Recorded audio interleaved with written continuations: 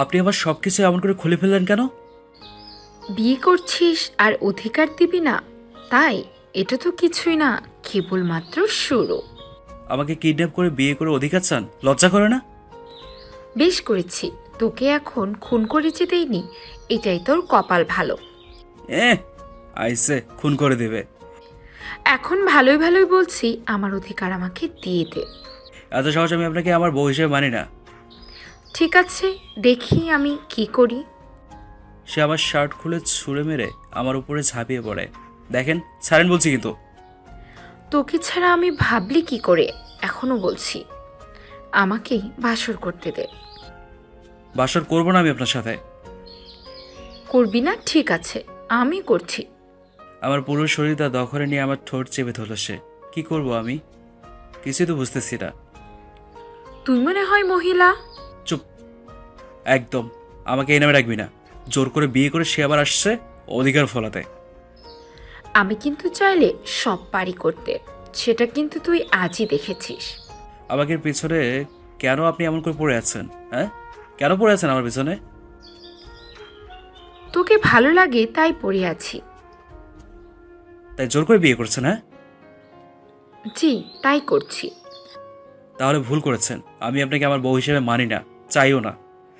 আমি কিন্তু বলে চিৎকার দিব, তার আগে শুরু কর বললাম কিন্তু। সেটা আপনি যা খুশি সেটা করতে পারেন, আমার দেখার কোনো বিষয় না।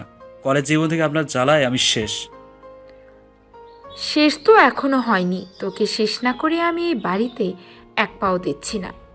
দেখা যাবে। তুই কি দেখবি? হুম? লজ্জা করে না? লজ্জা করে না একটা ছেলে সর্বনাশ করতে? না করে না, তোর সর্বনাশের তো এখন পর্যন্ত কিছুই হলো না। দেখেন, আমার বাইরে যেতে দেন, আমার হিসু পাইছে। আমি তোকে বাহিরে যেতে দিই আর তুই এই সুযোগে পালিয়ে যাস, সেটা হবে না। আমার সত্যি হিসু পাইছে। তাহলে এখানে কর, পাইলে তবুও আমি তোকে ছাড়ছি না। কি বলতেছে কি এগুলো? হ্যাঁ, আমি কার কার হাতে বললাম? কত করে বলছি আমার সাথে প্রেম কর, প্রেমটা হলে তো এত তাড়াতাড়ি বিয়ে করা লাগতো না। বিয়ে করে এমন সর্বনাশ করলেন না, আপনাকে আমি ছাড়বো না। ছাড়িস না, একেবারে তোর কাছেই রেখে দে। আপনাকে রাখবো আমার কাছে, সেটার কোনো প্রশ্নই ওঠে না। আপনি খুব বাজে। তাহলে একটু বাজে কাজ করে দেখাই, দেখবি? প্লিজ ছেড়ে দেন আমাকে। হয়েছে অনেক কথা, আমার অনেক দিনের বাসর করার ইচ্ছে, এখন তুই আমার সাথে তাল মিলিয়ে যা, সেটাই তোর জন্য ভালো হবে। মরে গেলেও আমি আপনার সাথে শারীরিক সম্পর্ক করব না। সেটা তো হবে না, আমি না করে ছাড়ছি না, দরকার হলে জোর করে করব আজ। জোর করে আদায় করতে পারবেন না, দেখেন। তোকে কি করতে হবে সেটা আমি ভালো করেই জানি। আমাকে একটু বাইরে যেতে দেন। ওকে যেতে দিব, তার আগে তুই তোর এটা দিয়ে আমাকে একবার আদর কর, আমার অনেক ইচ্ছে এমন আদর খাওয়ার। বিয়ে করে এমন আদর করার কি আছে আমার আমার কাছে কি? বারে, আমি তো বিয়ে করে আদর খেতে এসেছি। আমার বউ আর আপনি মরে গেলেও এমন গুন্ডি বউ আমার দরকার নেই। অনেক হয়েছে, ওকে আদর তো করবেই না, তাই ওকে তাহলে তোর এটা আমি কেটে দেই। কি বলেন এগুলো? হ্যাঁ, এই দেখিস, এটাকে আবার দিব কেটে, একবার বল যে আদর করবি না।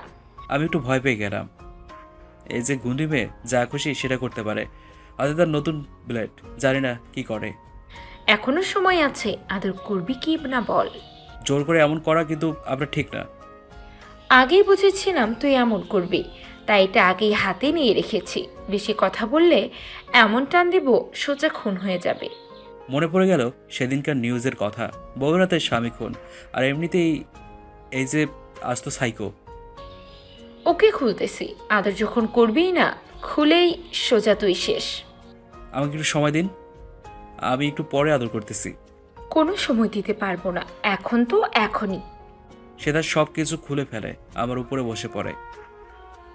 এই যে মিস্টার, শুরু করো, একবার বেশিক্ষণ না করতে পারলে আমি কিন্তু আবার করবো এমন।